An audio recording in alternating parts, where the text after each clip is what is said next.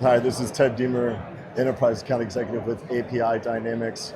If you've been walking around Black Hat 2025, you've seen the buzz at 612, booth 612 APIDynamics. We've been describing our tool to multiple customers within the industry, and we've got a lot of validation.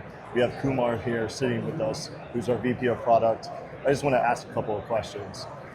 So how does MFA help or an organization lock down their APIs? Yeah, great question, Ted. So, as you think about securing your APIs, right, there is this general belief that once the session has been validated and a valid token exists, then you can access pretty much all APIs that are being exposed by your provider. The fallacy there is that you have the key and you entered and now you have access to everything. There's an over provisioning of APIs in the industry. Okay. And we treat every API the same.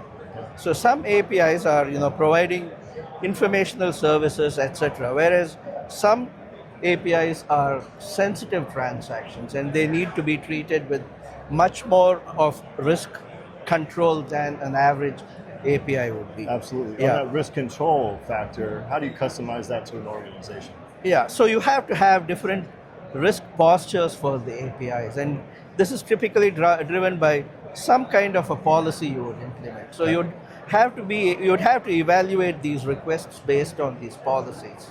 And if the policy indicates that you need to scrutinize it further, and at that point, you have to pose a challenge if you don't fit into the risk profiles to see if the caller is able to respond to that challenge. So MFA is all about responding to the challenge.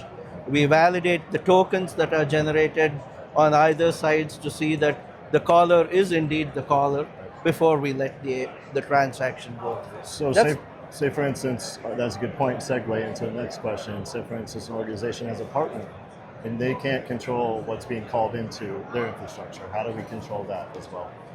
So they would have to impose the right level of controls as well, right? So they'd have to have a strong governance and security posture that's controlled by policy. That we can help them guide. That's exactly right. So again, it's not about treating every API the same the minute you think you've authenticated. You have to treat each differently. You have to have a different view of the policy for each of these API sets. Kumar, that was perfect. Thank you so much for the rundown for APIDynamics. Absolutely. You're the best. Yeah, thank you.